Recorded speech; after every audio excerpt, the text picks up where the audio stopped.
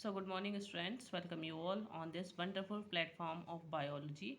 And today we are going to start our chapter 8th MCQ, and chapter name is How do organisms reproduce? Okay.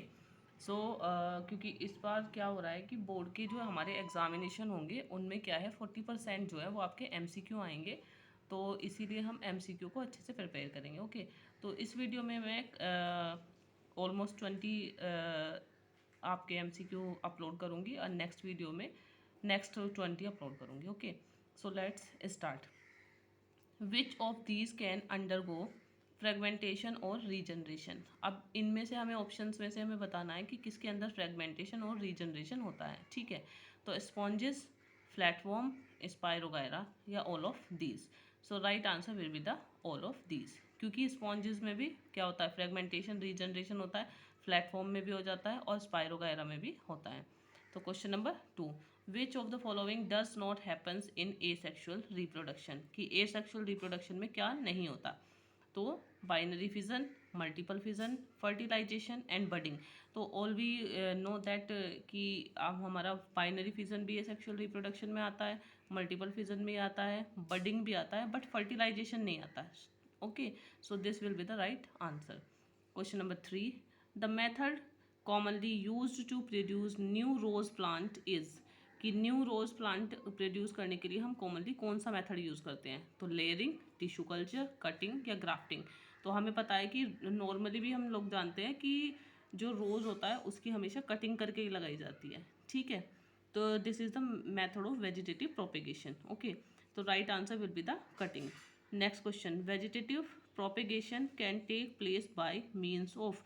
Vegetative propagation जो होता है वो किस तरीके से होता है, roots only, stem only, root, stem, leaves और नन ऑफ दीज। तो बेटा देखो, वेजिटेटिव प्रोपेगेशन जो होता है वो किसी भी प्लांट की रूट से भी हो सकता है, स्टेम से भी हो सकता है और लीव से भी हो सकता है।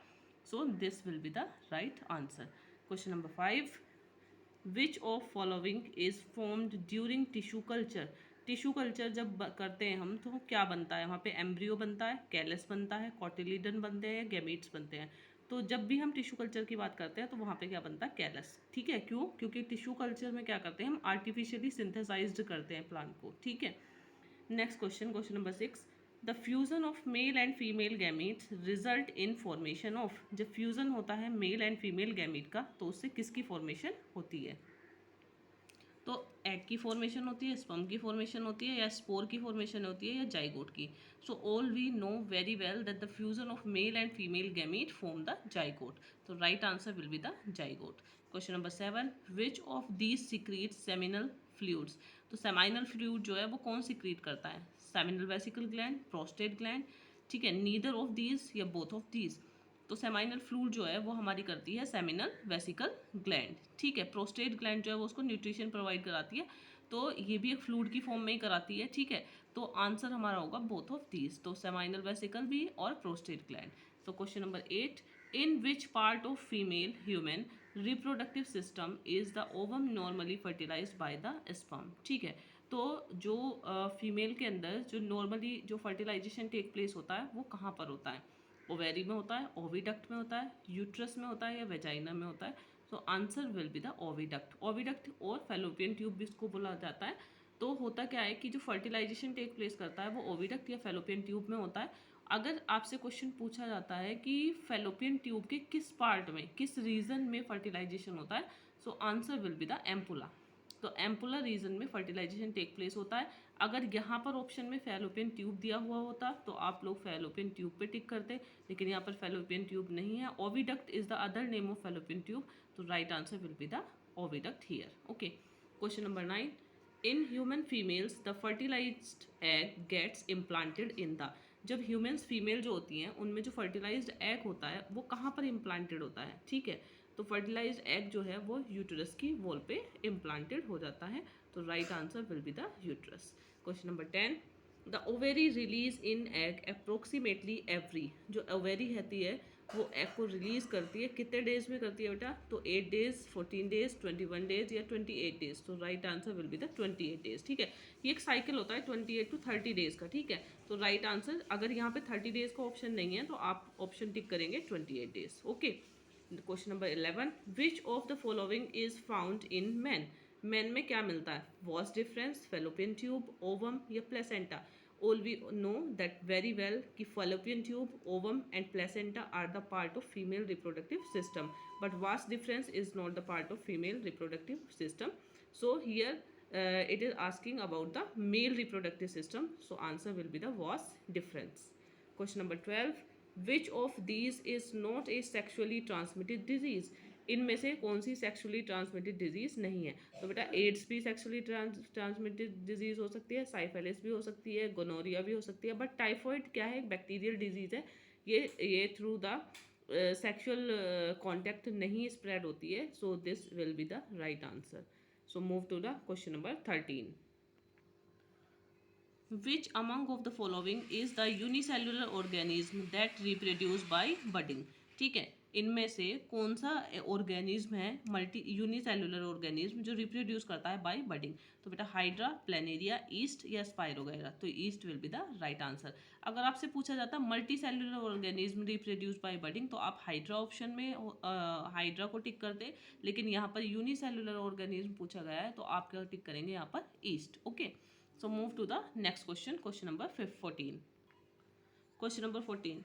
Which among of following does not reproduce by spore formation? तो यहाँ पर कौन सा reproduce नहीं करता spore formation के थ्रू? तो Penicillium fungus, east fungus, Mucor fungus या राइजोपस फंगस? अभी मैंने क्वेश्चन नंबर 13 में आपको बताया था कि ईस्ट जो है वो एक यूनिसेलुलर ऑर्गेनिज्म है, ठीक है, और ये रिप्रोड्यूस करता है बाय बडिंग, ठीक है, स्पोर फॉर्मेशन से ये नहीं करता है. तो यहाँ पे नहीं पूछा गया है, नोट पे आप ध्यान देना, ठीक है, not reproduced by the spore formation. So right answer will be the yeast fungus. ठीक है. Question number 15. Growing foetus derive nutrition from mother's blood through? जो ग्रोइंग फीटस होता है वो जो है मदर्स के ब्लड से जो न्यूट्रिशन डराइव करता है वो किसके थ्रू करता है? तो वो प्लेसेंटा के थ्रू करता है. ठीक है बेटा, प्लेसेंटा के थ्रू ही क्या करता है वो अपना ऑक्सीजन भी लेना, CO2 बाहर निकालना, एक्सक्रीशन भी, डाइजेशन भी, सब काम जो करता है वो प्लेसेंटा के थ्रू ही करता है. So move to the question number 16. Which of following is not a sexually transmitted disease? इनमें से सेक्शुअली ट्रांसमिटेड डिजीज कौन सी नहीं है? वॉट्स, कालाजार, साइफेलिस या गोनोरिया?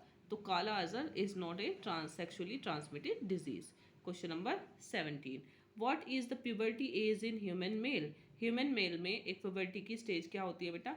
देखो 8 to 10 years, 10 to 12 years, 12 to 14 years या 14 to 16 ईयर्स. ठीक है, तो हम राइट ऑप्शन है हमारा 12 to 14 ईयर्स क्या होती है मेल के लिए एक प्यूबर्टी की एज होती है. तो move to the question number 18.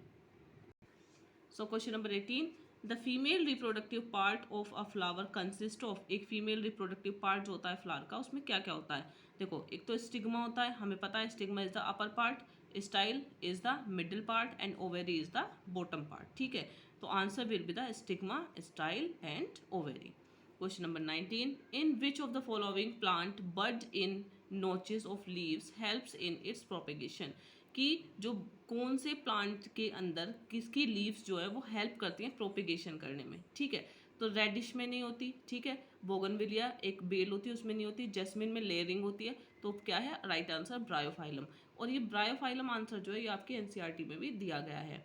वहाँ पर कुछ एक स्ट्रक्चर ऐसे एक लीव्स की, ब्रायोफाइलम लीव्स की स्ट्रक्चर बनी हुई है इस तरीके से, और यहाँ पर क्या है नोचेस दिए हुए हैं, ये नोचेस, और ये नोचेस जब सॉइल के कांटेक्ट में आते हैं या इनको फेवरेबल कंडीशन मिल जाती है तो यहीं से ही क्या होता है एक नया प्लांट ग्रो कर जाता है. ठीक है, तो right answer will be the Bryophyllum. Question number 20.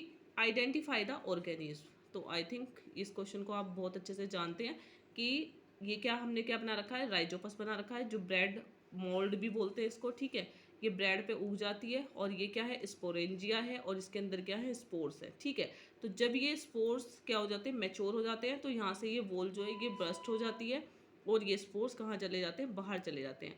और इन स्पोर्स को जब क्या मिल जाती है इनकी फेवरेबल कंडीशन मिल जाती है तो ये क्या करते हैं स्पोर फॉर्मेशन के थ्रू एसेक्सुअल रिप्रोडक्शन करते हैं.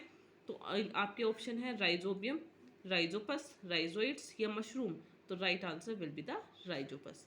तो ठीक है, आज स्टूडेंट्स हमने 20 क्वेश्चन किए हैं चैप्टर 8 के, और नेक्स्ट 20 मैं अभी 1 या 2 डेज़ के अंदर अपलोड कर दूँगी. Okay, so I hope you like this video. Thank you very much.